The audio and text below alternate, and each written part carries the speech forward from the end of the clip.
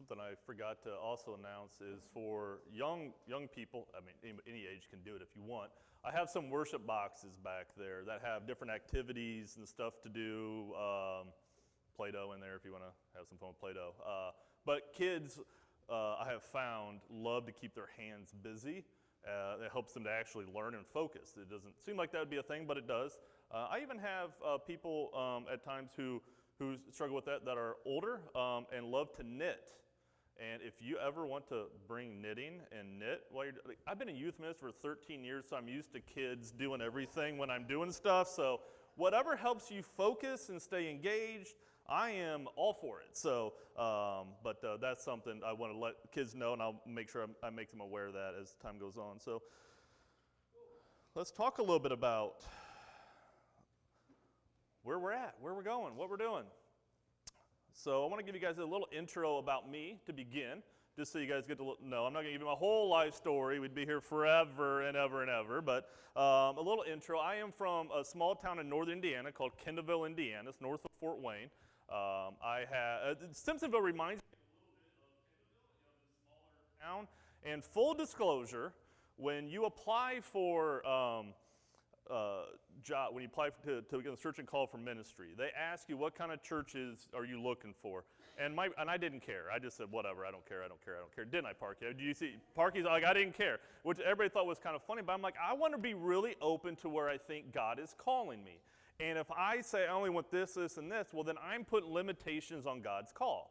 However, I was like, I don't know if I really want to go to like a small town, like full disclosure, because part of my ministry is to be an ally and advocate for people who are minorities. I have a pretty diverse youth group, people on the margins, people in the LGBTQIA plus community, and a lot of times small towns don't give you that diversity. I had took an interview that a church reached out to me and wanted to interview me about a year ago, and I declined them because I interviewed, but I said no thank you, because there just wasn't that way for me to do my ministry in that church and in that community. So when I got your guys' profile, I'm looking at it, and I applied like 5 different states, and because I wanted to go somewhere where I knew people, and I knew the regional minister, and I have a lot of people in Kentucky. So I was like, I'll look at Kentucky. That's fine. I'll look at Kentucky, and I saw Simpsonville, 2,400 people. I was like, I don't know. That ain't gonna really work out, I think, I don't know. And I was like, but I'll interview. Parky called. I'll interview. I'll go down. I'll see what it's about. Man, I did not know Simpsonville was right here. I did not know. Full disclosure, I'm an idiot. I did not know. I was like driving down here. I'm like, this is where it's at. It's like right on the edge of Louisville. This is perfect. So take the call. That's the sermon. Go on. All right, that's it. Take the call. But I was glad I did. As time kind of went on that process, I really thought I would probably minister in another state.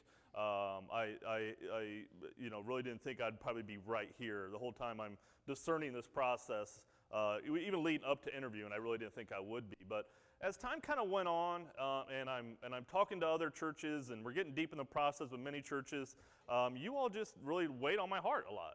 I just felt like there was something here that felt good. There was something here that felt really good. I felt like I could really do some good ministry here. There was just something about you all, and I thought, well, I hope this works out. Maybe I'll get the call. Maybe this works out, and if not, then it's not meant to be. But it is what it is. So, but I am thrilled. So first of all, I want you all to know, I want to be here. I didn't settle for you all. I had many other options. When you're in your 40s and you're a straight white man, guess what? It's not hard to get a minister job. Everybody wants you. That's the truth of it. So it's not difficult. And so, but I wanted to be somewhere where it felt warm, where it felt like real ministry has happened, where people have a future. And I know the last time I was here, we talked a little bit about, you got some anxiety with some things, yes? I mean, we're nervous about some stuff, yes? I mean, every church is. But I'm going to tell you, you are not in some positions that a lot of churches that I talk to are in. Trust me on that. So it's fair to feel what we feel, but you're good. You're okay. And we're going to be good, and we're going to be okay. So, I grew up in that small town. I have 2 sons. My oldest son, Zach, is 25. He serves in the United States Navy. He's stationed out of Texas. He's supposed to be in town this weekend, but he has 2 cats he travels with, and one cat about an hour out decided to go to the bathroom everywhere, and he turned around and went home. So Didn't blame him. So, but he'll be back in June. So, him doing that, I don't get to see him a whole lot, but that's fine. And then my other son he goes to Jeffersonville High School. He's a senior, and he lives with his mom over in Indiana. So you won't see him a ton. That is his home church. I kind of joked with him and said, I do expect you at this new church every week. And he's like, yeah, right, Dad. I'm not, no way. And so, but he actually does some service there, helping in the media room, and that's his home church. So I respect that. I want him to be there. It's a little bit of a drive for him to get here. So, my to-be ex-wife, like we have a good relationship. We're friends. We have support for each other. But you get me. You get my full attention. So congratulations. You get my full attention. But you'll see my kid once in a while, and you'll see some other youth members that will come with him that are very important to me. There's a couple that spoke at my ordination, if those that were there and saw. Two girls who are very lovely, and one I have somewhat adopted into my life. And so you'll see them around. I told them not to come till I'm done with installations here. So the first two sermons are, whatever. So they have already heard all this stuff. So, but you will see some of them, and that'll be great. So, and as it was said, I did get ordained recently, April 1st. I could not resist having my ordination on April Fool's Day. It was too good for me not to do that. So it was April 1st, but don't be fooled, as it was also said, I have 13 years of experience. And you'll hear some of the struggle of 13 years of ministry. I served as a youth minister, but I had many other responsibilities. My church went through a huge tragedy in 2016 that for most churches, it shuts them down. It closes them in some ways. Conflict, I have no issue with it. I can deal with conflict. I can deal with criticism. I can deal with those things. I've had to deal with it on a national level at times. And so it's something I'm used to. But I am kind of battle tested in the world of ministry. I have seen just about it all. So I won't be surprised by much. I may be surprised. You're always surprised. But there isn't much I haven't seen, done, or experienced already in 13 years. So I am bringing a lot of knowledge from that. And I've been blessed to be able to serve the church that I did for so long, because I learned a lot with them. They were a great community to serve. And I will officially graduate with my master's this summer.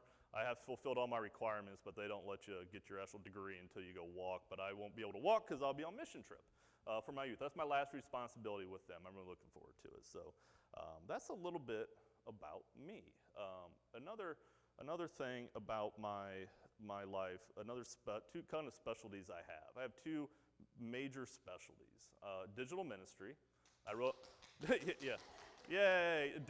Me and Dennis are becoming fast friends. I know enough to be dangerous, but don't ask me to come fix your Wi-Fi at home and stuff like that, or set up your printer. But I wrote about a 214-page, well-researched paper for seminary on digital ministry, and I actually have done a little bit of advising to other churches on that. So you'll start to see some changes in digital ministry. That is the next frontier for us. That is where people are at. That is how people find Simpsonville Christian Church. That is where we offer some good news.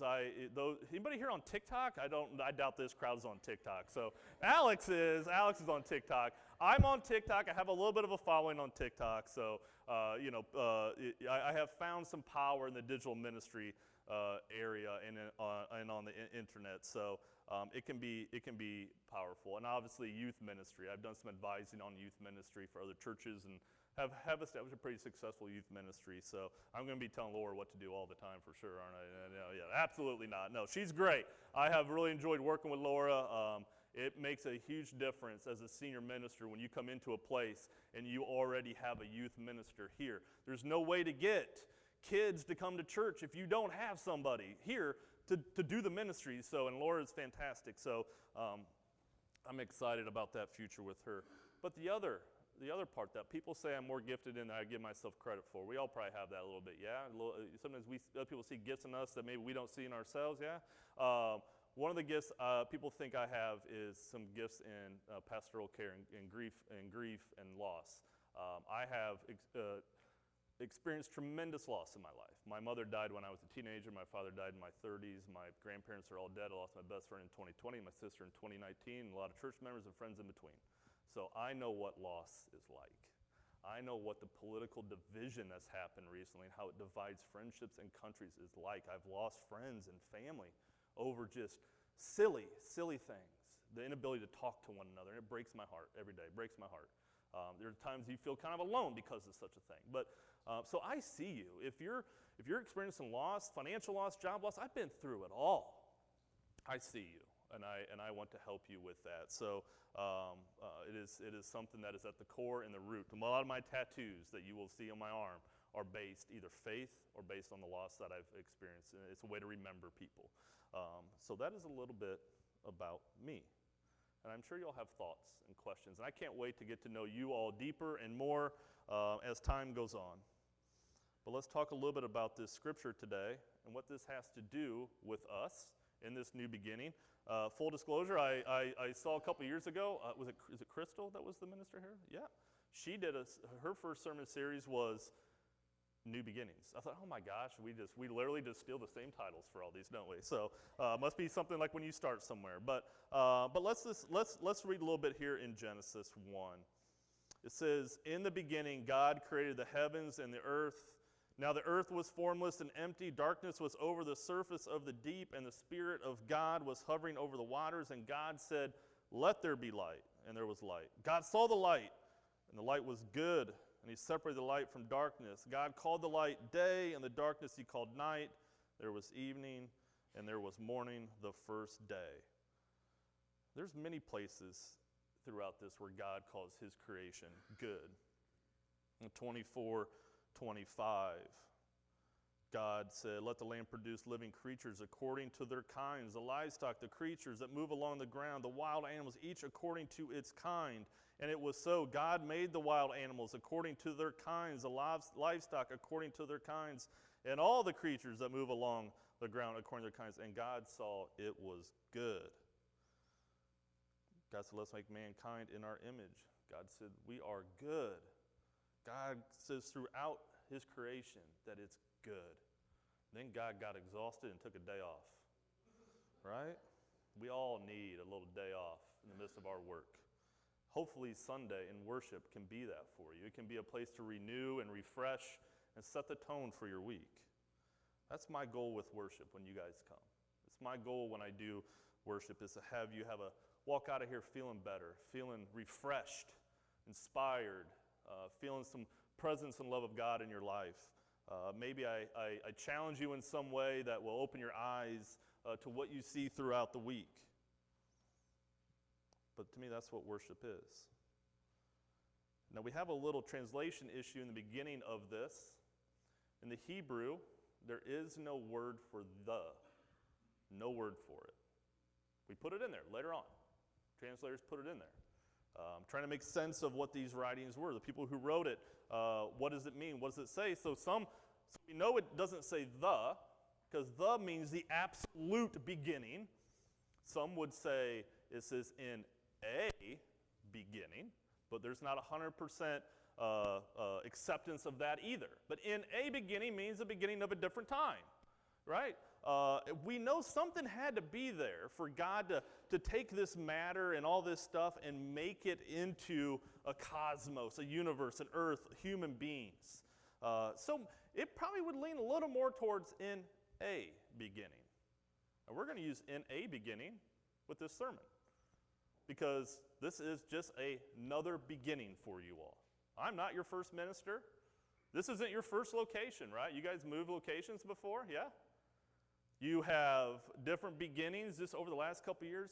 The post-COVID church, a little different than what it was in 2019, yes? I mean, here's the truth of the post-COVID church. That churches, this is one of the first things you have to really come to grips with. The post-COVID church, whatever issue you had going on in your church before COVID, sped up about 10 years. It sped up 10 years. Because anybody I've met with, talked to, any churches that I've talked to or advised on anything, they're like, yeah, well, we saw a little bit of this, right before COVID hit. Now it's like, that's everybody's issue right now, right? So everything got sped up, and we couldn't do anything during COVID to fix because we couldn't gather. So you just kind of came out of it and like, oh, here we are, great. What do we do now? And so the post-COVID church is different. It's a different beginning. It's like two eras. It's a new beginning. So you guys have gone through some beginnings before. And I hope that my beginning lasts for a long time. One of the questions I was asked in my interview was whether I was using this as a stepping stone. No, you are not my stepping stone. You are a place that I see I can do long-term ministry. I stayed at my last church for 13 years. I had other chances. I live on the third floor of an apartment complex. I would like to not move my furniture ever again down those stairs. So, please, if you guys want to pay for a mover, the next church, whatever, but I'm good. I'm happy. I have really enjoyed this past week, and I think there's a lot that we can do together. But with beginnings, as we said, comes change, but that's a dirty word. We're going to go with adapt. We're going to adapt some things, tweak some things. I have a lot of thoughts, a lot of ideas, and I'll talk a little bit more about that next week, but I'm going to move slow, because I don't want to shock you too much. I can do shock and awe, or, I can kind of go slow, but in reality, you all are doing all right. There isn't a lot that we have to come in and do wrong. You all are good. Like the scripture says, it is good. You all are good. We have to learn about each other. We have to develop trust and understanding, and that, to me, is where we begin. We have to develop trust and understanding with each other. We can get really caught up in doing the next thing that excites us, but that doesn't go well if we don't trust and understand each other very well. So that's really the first thing. And I see a lot of that with you all. I see a lot of care and trust and love with each other. It doesn't mean that we don't have disagreements or arguments. I'm sure nobody here ever has disagreements or arguments. No, that never happens. Never happens in church world. Change the carpet color. Oh, you'll have a disagreement.